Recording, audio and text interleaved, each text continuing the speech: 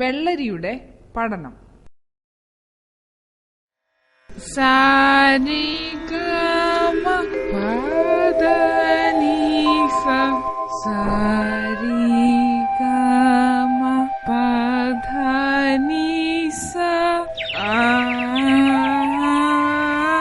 ലാ ലാ ലാ ലാ. ഓഹോ, നിങ്ങൾക്ക് മാത്രമല്ല ഞാനും നന്നായി പാടും. ഇതാ കേട്ടോ.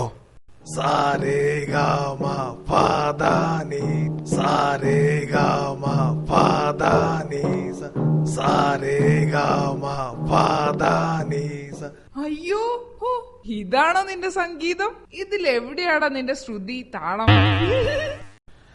അത് പിന്നെ ഞാൻ അല്ല, നിങ്ങളുടെ ശബ്ദം എങ്ങനെയാ ഇത്ര മധുരതരമായത്? അത് വളരെ രഹസ്യമാണ്. ഒന്ന് പറഞ്ഞു തരുമോ ചങ്ങാതി, പ്ലീസ്?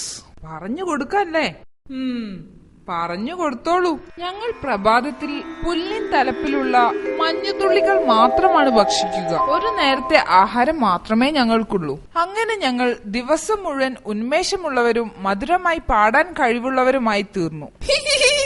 അന്നു മുതൽ വെള്ളരി തന്റെ സ്വരവും രാഗവും നന്നാക്കാൻ വേണ്ടി ശ്രമം തുടങ്ങി.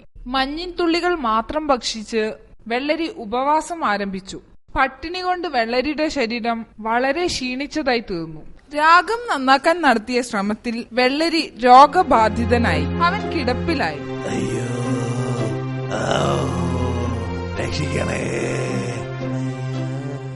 രക്ഷിക്കണേ.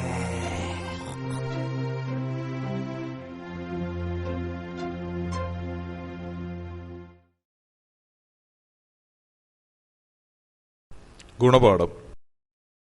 അനുകരണവും അഭിരുചിയും ശരിയായ രീതിയിലല്ലെങ്കിൽ അത് വിനാശത്തിന്റെ വിത്താണ് വിതയ്ക്കുക.